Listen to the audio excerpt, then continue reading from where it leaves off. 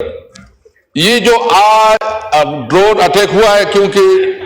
Net work نہیں ہے، اچکزئی صاحب بھی بات کرنا چاہتے ہیں، میں صرف اتنا کہنا چاہتا ہوں کہ ڈرون اٹیک ہوئی ایک شادی کی تقریب پہ، اور یہ شادی کی تقریب پہ اس وقت ڈرون اٹیک ہوا ہے کہ ہمارے صوبے میں ایک بہت بڑا قومی جرگہ کا انعقاد ہوا، جس میں مسلم لیگ نون کی تمام لیڈرشپ، جس میں پیپل پارٹی کی تمام لیڈرشپ، جس میں اے این پی، جمعیت علماء اسلام، یعنی جتنی پولیٹیکل پارٹیز ہیں، سول سوسائٹی ہے، قبائلی مشران ہیں، میڈیا سے تعلق رکھنے ہیں، سب مل بیٹھے 15 نکاتی اعلامیہ نکالا، اور ایک پارٹیاں تو کوئی ایک پارٹی بھی نہیں رہ گئی۔ میں یہ پوچھنا چاہتا ہوں کہ خیبر پختونخوا کے عوام اس ملک کے باشندے ہیں کہ نہیں؟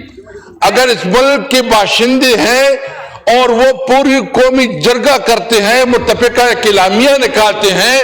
اور وفاقی حکومت اس کو امتناع نہیں سمجھتی، اس کو کوئی اہمیت نہیں دیتی، میں پوچھنا چاہتا ہوں کہ آپ کے نمائندے بیٹھے تھے ادھر،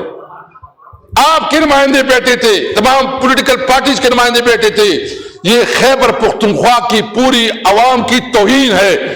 اور یہ توہین خیبر پختونخوا کے عوام اپنا حساب لے گا۔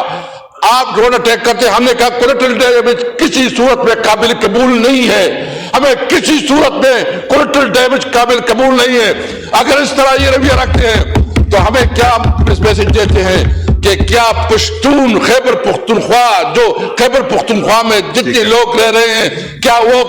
آئینی پاکستان کے تحت ان کی شہری حقوق ہے کہ نہیں،